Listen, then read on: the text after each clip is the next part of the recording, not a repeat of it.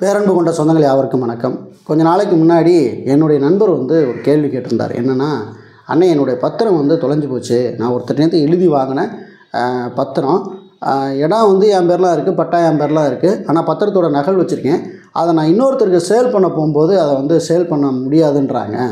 ஏன்னா ஒரிஜினல் பத்திரம் இல்லாமல் சேல் பண்ண முடியாது அப்படின்றாங்க. அப்படின்னா காவல்துறைகிட்ட தொலைஞ்சு போச்சு அப்படிங்கிற சான்று நீங்கள் வாங்கிட்டு அதுவும் ப்ராப்பராக நீங்கள் பேப்பரில் அட்வர்டைஸ்மெண்ட் பண்ணணும். இந்த மாதிரி சில ப்ரொசீஜர் இருக்குது. அந்த ப்ரொசீஜரை நீங்கள் ஃபாலோ பண்ணால் மட்டும்தான் உங்கள் இடத்த நாங்கள் இன்னொருத்தருக்கு விற்கிறதுக்கான ஒரு பதிவை நாங்கள் செய்வோம் அப்படின்னு பத்திரப்பதிவுத்துறையில் சொல்கிறாங்கன்னு. இது சரிதானா அப்படின்னு சொல்லி கேள்வி கேட்டார்.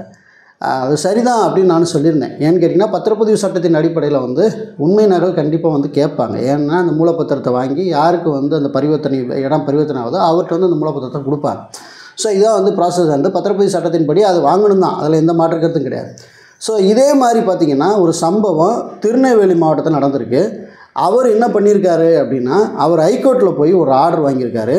ஜிகே இளந்திரையன் நீதியரசர் ஒரு அற்புதமான ஜட்ஜ்மெண்ட்டை கொடுத்துருக்காரு. அந்த வழக்கு சம்மந்தமாக தான் இன்றைக்கி இந்த வீடியோவில் பார்க்க போகிறோம். என் நண்பர் கேட்ட கேள்விக்குமான விடையும் இந்த வழக்கில் கிடச்சிருக்கு. வாங்க வீடியோக்குள்ளே போகலாம்.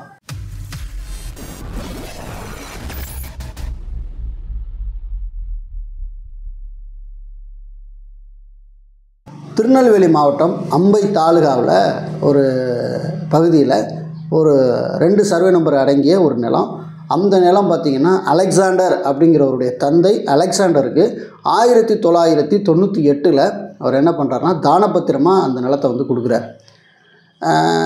அலெக்சாண்டர் என்ன பண்ணுறாரு அப்படின்னா, அந்த நிலத்தை அவர் பேருக்கு தந்தை எழுதி கொடுத்தார் இல்லையா, அந்த நிலத்தை தன்னோட மனைவி பேருக்கு மாற்றிடலான்னு சொல்லி பத்திரப்பதிவு அலுவலகத்தை போய் அணுகிறார். அப்போ என்ன பண்ணுறாங்க அப்படின்னா, நீங்கள் உங்கள் தந்தை எழுதி கொடுத்த அந்த தானப்பத்திரத்தோட மூலப்பத்திர நகல் வேணும்ல, நீங்கள் அதை கொண்டு வாங்கன்னு சொல்கிறாங்க. அதை அலெக்சாண்டர் தொலைச்சிட்டாரு. ஆல்ரெடி அவர்கிட்ட இல்லை. ஆனால் அந்த பத்திரத்தோட நகல் இருக்குது, செராக்ஸ் இருக்குது. இதை வச்சு நீங்கள் பதிஞ்சு விடுங்க அப்படின்னா, இல்லை எங்களுக்கு மூலப்பத்திரம் இருந்தால் தான் நாங்கள் பதிவோம். அப்படி இல்லைன்னா காவல்துறைகிட்ட போய் நீங்கள் தொலைஞ்சு போச்சுங்கிறக்கான சான்று நீங்கள் வாங்கிட்டு வரணும் அப்படின்னு சொல்லி சொல்கிறாங்க. இவருக்கு சில மன உளைச்சல் ஏற்பட்டதுனால என்ன பண்ணுறாரு அப்படின்னா, மதுரை உயர்நீதிமன்றத்தில் வழக்கு தாக்கல் பண்ணுறார்.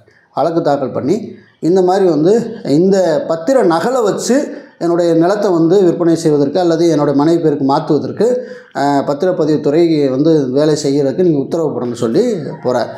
இந்த வழக்கு யார் விசாரிக்கிறா அப்படின்னா, ஜிகே நீதியரசர் இளந்திரையன் விசாரிக்கிறாரு.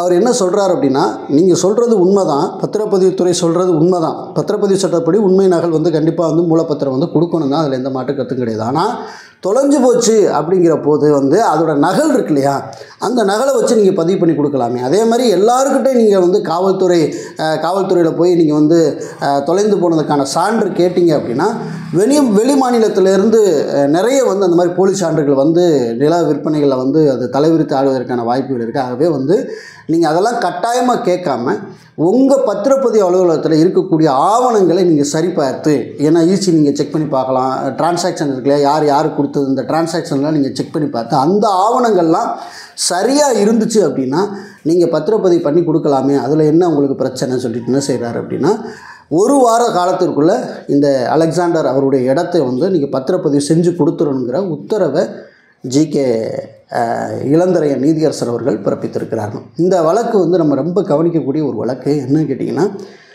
நிறைய பேர் இந்த மாதிரி அலைய விடுறாங்க அப்படிங்கிற போது நீங்கள் இந்த வழக்கையே நீங்கள் மேற்கோள் காட்டி என்ன செய்யலாம்னா, நீங்கள் பத்திரப்பதிவு பண்ணுறதுக்கான கேட்க முடியும் தாராளமாக. ஏன்னா அதில் சொல்லியிருக்க விஷயம் என்னன்னு கேட்டிங்கன்னா, ஆவணங்கள் சரியாக இருந்து, இப்போ அலெக்சாண்டர் தந்தை தான் அலெக்சாண்டருக்கு அந்த இடத்த விற்றுருக்காரு. அதுக்கு எல்லாமே கெஜெட்டில் பார்த்திங்கன்னா பதிவுத்துறை அலுவலகத்தில் இருக்கும், அவங்க ஏரியாவில் சார்பதிவு அலுவலகத்தில் இருக்கும்.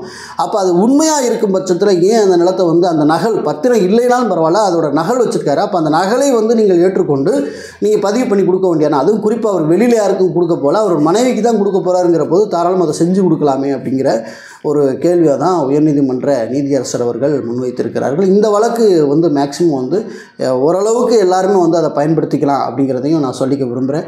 ஜட்ஜ்மெண்ட் காப்பி தேடி பார்த்தேன், பட் ஆனால் எனக்கு கிடைக்கல.